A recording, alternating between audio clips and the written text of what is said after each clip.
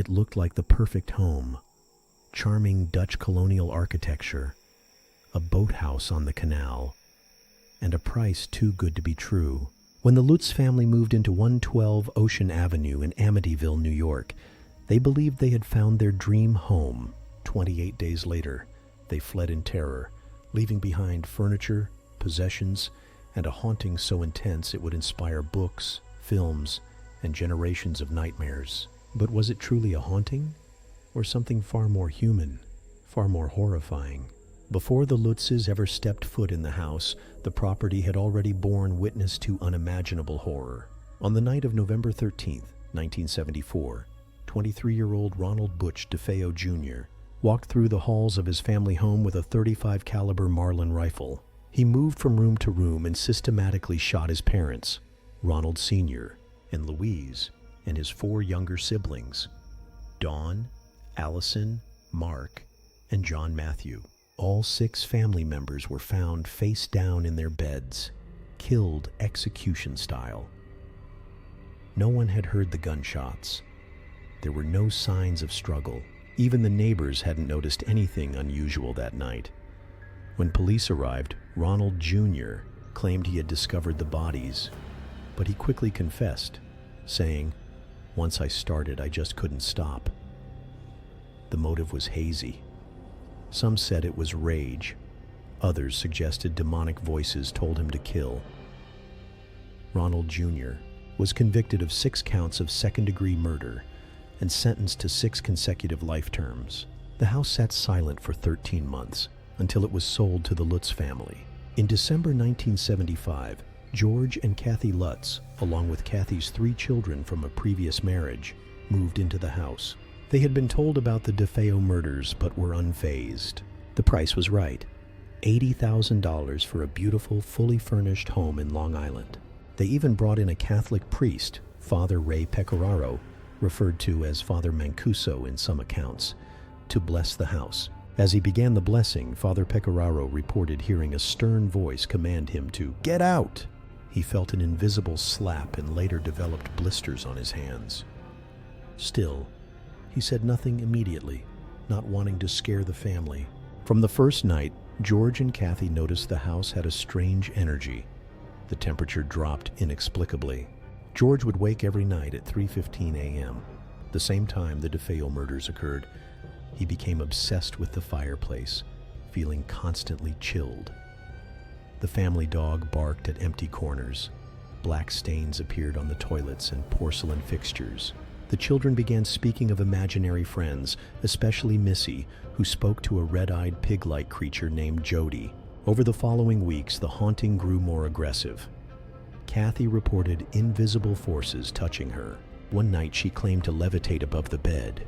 George claimed to see her transform into an old woman before his eyes. Doors slammed on their own. Windows shattered without cause. Green slime oozed from the walls. Swarms of flies appeared in the sewing room. Even in the dead of winter, the family heard footsteps in the attic and banging on the walls. A crucifix twisted upside down. George began researching the house's history and discovered it was built atop a Shinnecock burial ground, a theory later disputed. He also learned of rumors that the DeFeo family had dabbled in the occult. Was something dark already lingering at 112 Ocean Avenue? Even friends who visited the house felt disturbed. One friend collapsed on the floor after entering a specific room. The family's personalities changed. George became volatile, and the children's behavior turned erratic.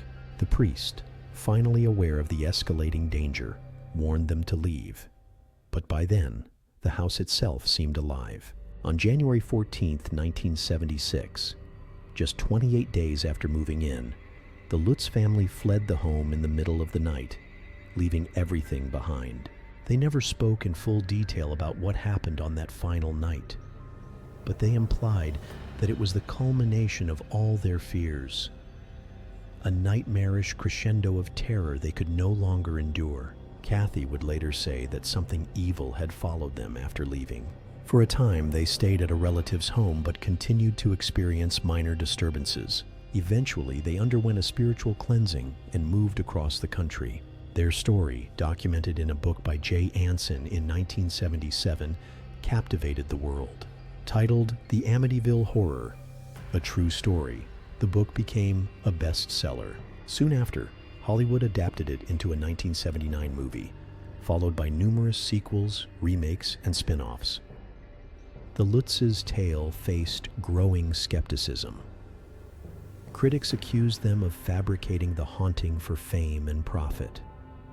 Reporters and investigators pointed out inconsistencies. The DeFeo lawyer, William Weber, even claimed he and the Lutzes had concocted the story over several bottles of wine. But the Lutzes held firm. They passed polygraph tests. They never recanted. They admitted to embellishments in Anson's book, but insisted that the core experiences were real. Over the years, paranormal investigators, including Ed and Lorraine Warren, examined the house. Lorraine claimed it was one of the most haunted places she had ever entered. Photographs taken during their investigation allegedly showed ghostly figures, including the famous boy with glowing eyes. Despite it all, no future owners reported supernatural activity. Several families lived in the home after the Lutzes without incident. Some believe this proves the haunting was a hoax. Others say the evil was tied specifically to the Lutz family, or that it had simply gone dormant. The legend of the Amityville Horror grew beyond the Lutzes. It became a symbol of haunted houses in popular culture. Films like The Conjuring and Insidious drew inspiration from it. Documentaries, podcasts, and books continued to dissect the story. But the deeper terror lies in the mystery. If it was a hoax, how did so many people buy into it? And if it wasn't, what force drove a family from their home in just 28 days? The DeFeo murders remain an undeniable fact. The house, with its infamous eye windows, became a destination for ghost hunters and thrill seekers. Eventually, the address was changed to deter tourists. George Lutz passed away in 2006, never wavering from his story. Kathy died in 2004. Their children have given varied accounts, with some supporting and others distancing themselves from the tale. 112 Ocean Avenue still stands, though it has been renovated and changed. It looks like any other house now, but it holds a legend born of tragedy, terror, and unanswered questions. Whether you believe the haunting was real or imagined, one thing is certain. The Amityville Horror has become a permanent part of our cultural consciousness. It's more than just a ghost story. It's a mirror reflecting our fears of the unknown, of evil, of what might happen when we turn off the lights at night. Because some houses remember, and some won't let you forget.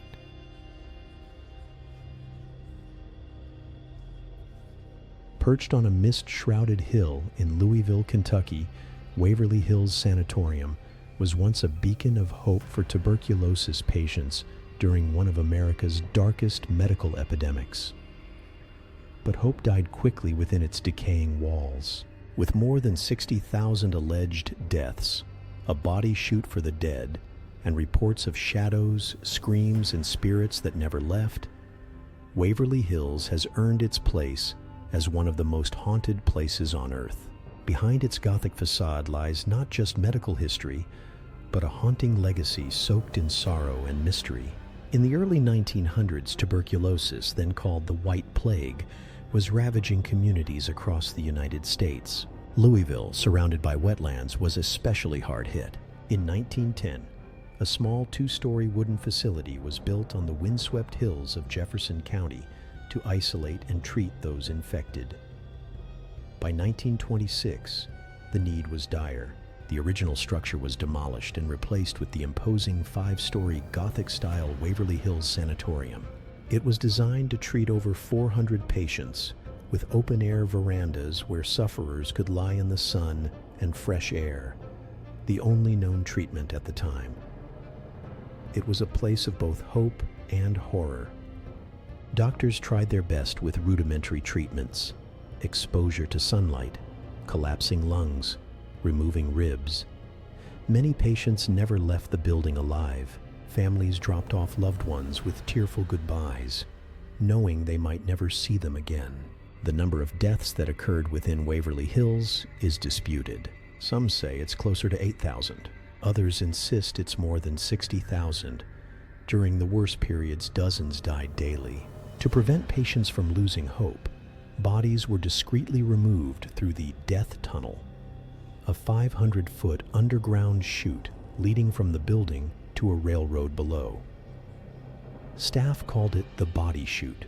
Workers wheeled corpses through the tunnel on carts, trying to hide the constant death from the still living. But patients could hear the rumbling wheels. They knew. Waverly was not just a hospital. It became a city of the dying. A post office, garden, and community existed within its confines. Love blossomed. Babies were born. And then, they too died. The trauma soaked into the walls. Even before its closure, rumors swirled about ghosts, crying children, and spectral nurses. And one room, in particular, would become the epicenter of its darkest stories. Room 502. Room 502 has become infamous among paranormal investigators. According to legend, in 1928, a young nurse working at Waverly discovered she was pregnant out of wedlock.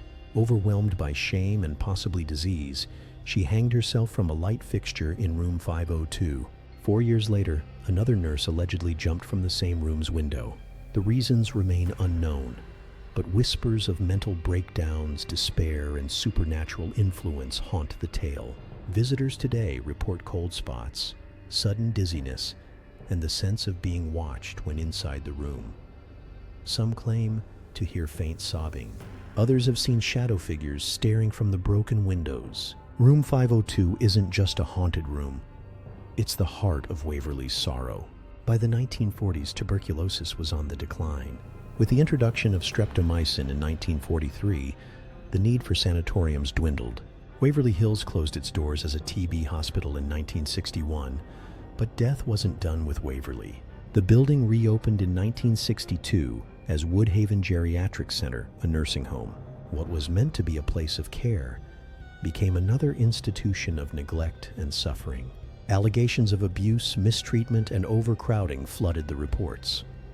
It closed again in 1982. For over a decade, Waverly Hills stood silent, a monolithic corpse on a Kentucky hillside. Vandals broke in. Satanic symbols appeared on the walls. Homeless squatters told tales of whispers and screams at night. The building was abandoned, but it was not empty. As the 1990s dawned, paranormal investigators began flocking to Waverly. What they found chilled them to the bone. Ghost hunters reported disembodied voices, cold drafts in sealed rooms, and the unmistakable sound of gurneys rolling down empty hallways. Visitors claimed to see a child named Timmy, a spirit who loved to play with a ball.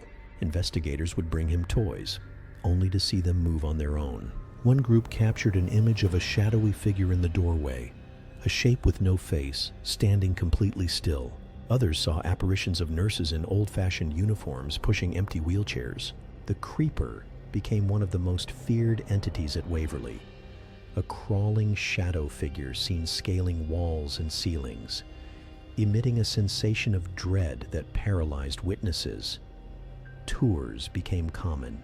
Ghost hunting shows, including Ghost Adventures and Ghost Hunters, featured Waverly multiple times. The sanatorium's legend grew, and so did the sightings. Many believe Waverly Hills isn't just haunted. It's a spiritual trap, a liminal space where pain, suffering, and unfinished stories keep souls tethered. Former nurses and patients are said to walk the halls eternally, unaware they died decades ago.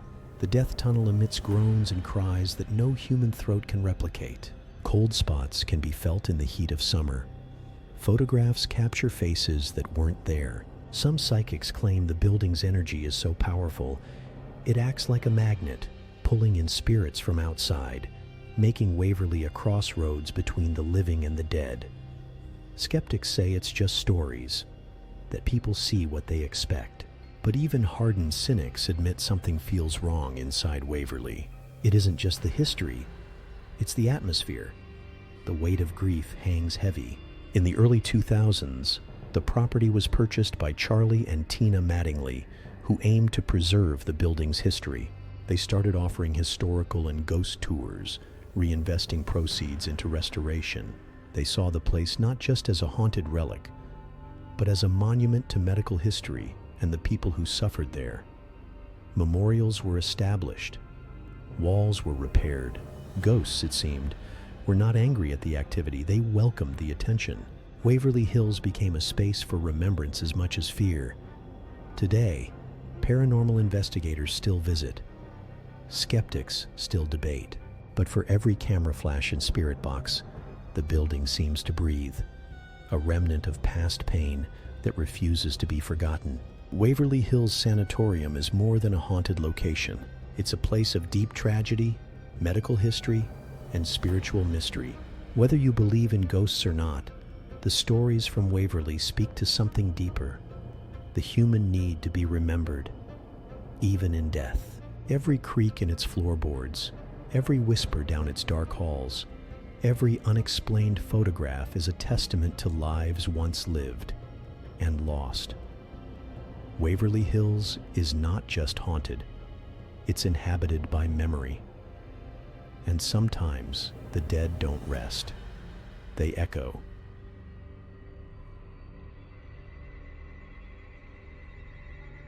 In the heart of Philadelphia stands a crumbling behemoth, its stone walls silent, its iron doors sealed by time, its cells echoing with the screams of those long gone. This isn't just a prison, it's a tomb of human misery. Eastern State Penitentiary, once the most advanced prison in the world, birthed a brutal philosophy of solitary confinement. But what was meant to reform the soul ended up shattering minds. And in the silence of those empty corridors, something remains. Whispers, footsteps, shadows, ghosts who never left their solitary cells. When Eastern State Penitentiary opened in 1829, it was hailed as a marvel of innovation. Designed by architect John Haviland, it featured massive stone walls, vaulted ceilings, and individual cells for each inmate. The goal was radical: isolation. No talking, no contact. Just time to reflect, repent, and reform. The Quakers, who inspired the model, believed in penance through solitude. Each cell had a small skylight, called the Eye of God, to remind inmates that they were always being watched, not just by guards, but by divine judgment. Prisoners ate alone. They worked alone. When they were led through the halls, a hood covered their heads so they couldn't see or speak to anyone. It was complete sensory deprivation. They called it the Pennsylvania system. But what began as an ideal quickly revealed its dark underside. The effects of prolonged isolation were catastrophic. Inmates began to lose touch with reality. Some spoke to invisible people. Others mutilated themselves. One man beat his head against the stone walls until his skull fractured. One prisoner, locked in for theft, began to believe he was being watched by a demon with the head of a jackal. Another, convinced he was turning into a bird, tore out his fingernails trying to carve wings into his back. Even the staff were affected. Guards reported hearing voices from empty cells.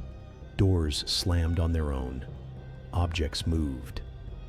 The prison's silence began to scream.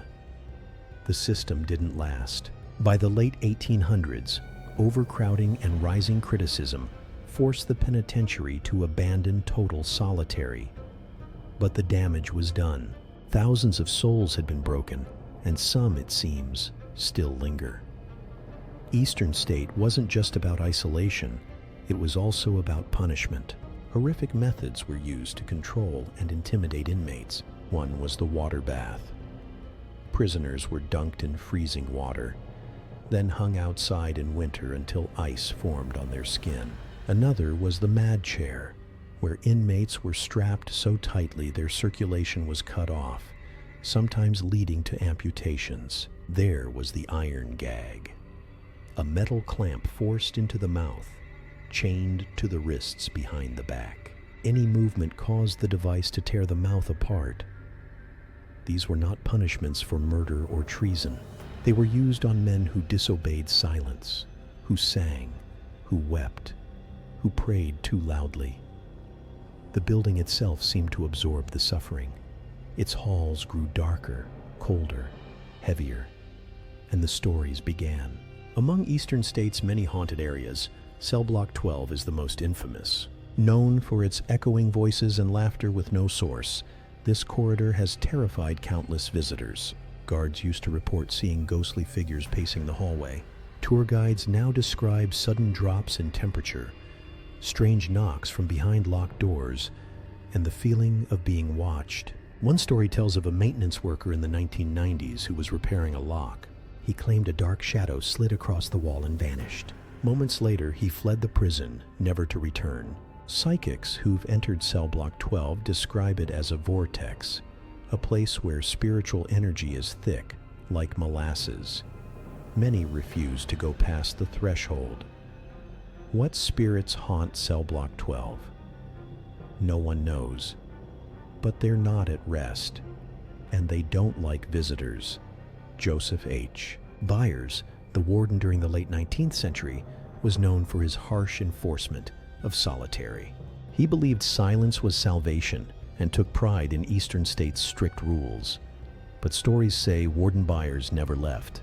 Visitors have claimed to see a tall man in an old-fashioned uniform patrolling the upper walkways, hands behind his back, face stern. When approached, he vanishes into thin air. Motion sensors, still active during nighttime paranormal investigations, sometimes detect movement on levels where no one is present. A guard in 1999 said he heard footsteps above him during a night tour. He radioed the control room, only to be told he was alone in the block. Cameras confirmed no one was there. Is Warden Byers still patrolling his kingdom of silence? In 1929, infamous gangster Al Capone was incarcerated at Eastern State. Unlike other prisoners, Capone was given a lavish cell, complete with furniture, a radio, and fine rugs. But privilege didn't save him from terror.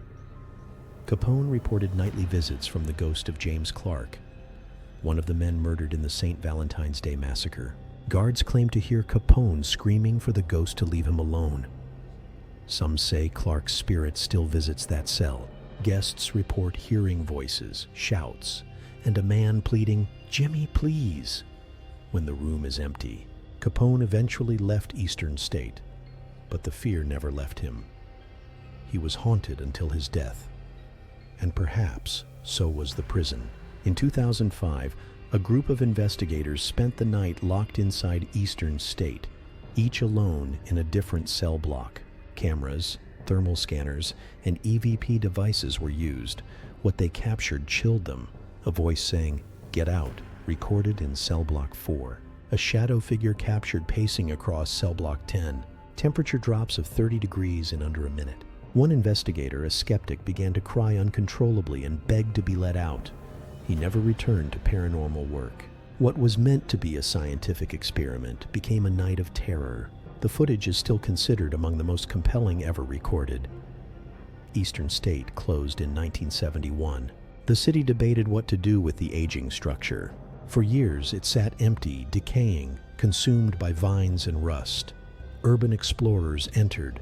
Graffiti covered its walls. Squatters told tales of whispers and screams at night. Some fled, others vanished. The legend grew. In 1994, the site reopened as a museum and haunted attraction. But even actors in the Halloween events reported strange happenings. Costumes moved, props vanished, footsteps echoed when no one was around. Today, ghost tours and historical tours share the space. Some come for thrills. Others come seeking truth. But everyone leaves changed. Eastern State Penitentiary is not just a relic of penal history. It's a monument to suffering, a cathedral of isolation, and a haunted labyrinth of pain. The philosophy that silence would heal the soul instead shattered thousands. The walls still carry that psychic weight. They breathe it, they weep it, and when the lights go out and the last tour ends and only the stone remains, the ghosts come out, not to frighten, but to be remembered, because even in death, the silence screams.